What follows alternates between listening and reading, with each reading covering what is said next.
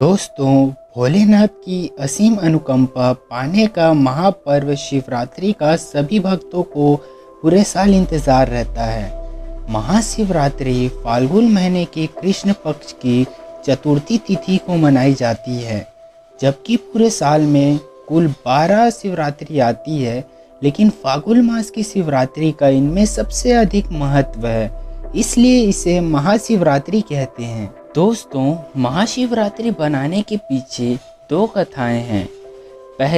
इनमें से पहली कथा ये है कि शिव पुराण के अनुसार सृष्टि के आरंभ में ब्रह्मा जी और विष्णु जी के बीच सबसे ज़्यादा श्रेष्ठ कौन है को लेकर विवाद हो गया था। इनके विवाद को देखकर आँख से लिपटा हुआ एक स्तंभ प्रकट हुई और आकाशवाणी हुई कि जो इस स्तंभ के आदि और अंत जान लेगा वही श्रेष्ठ होगा। ब्रह्मा जी और विष्णु जी सतयुग और त्रेता युग तक प्रयास करने के बाद भी इसका रहस्य नहीं जान पाए।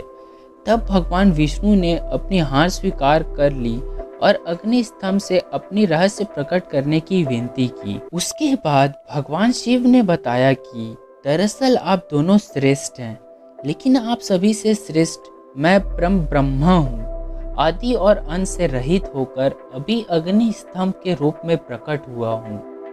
भगवान विष्णु और ब्रह्मा जी ने तब उस अग्नि स्तंभ की पूजा की। इसके बाद वह अग्नि स्तंभ एक दिव्य ज्योतिर्लिंग में बदल गया। जिस दिन यह घटना हुई थी वह महाशिवरात्रि थी। भगवान विष्णु और ब्रह्मा से पूजित होने के बाद भगवान शिव ने यह वरदान दिया कि महाशिवरात्रि के दिन जो भी भक्त उनके लिंग स्वरूप की पूजा करेगा उसे पूरे साल शिव जी के उपासना का फल प्राप्त होगा।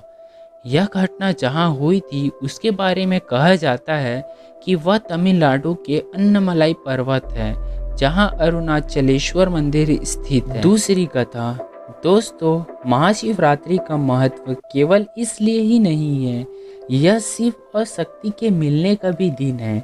इस दिन भगवान शिव और पार्वती माता का विवाह हुआ था। महाशिवरात्रि को शिव और शक्ति के मिलन पर्व के रूप में भी जाना जाता है, इसलिए इस दिन भगवान शिव के साथ देवी पार्वती माता का भी पूजा किया जाता है। एक मान्यता ये भी है कि महाशिवरात्रि के दिन ही शिव जी 64 शिवलिंग के रूप में संसार में प्रकट हुए थे।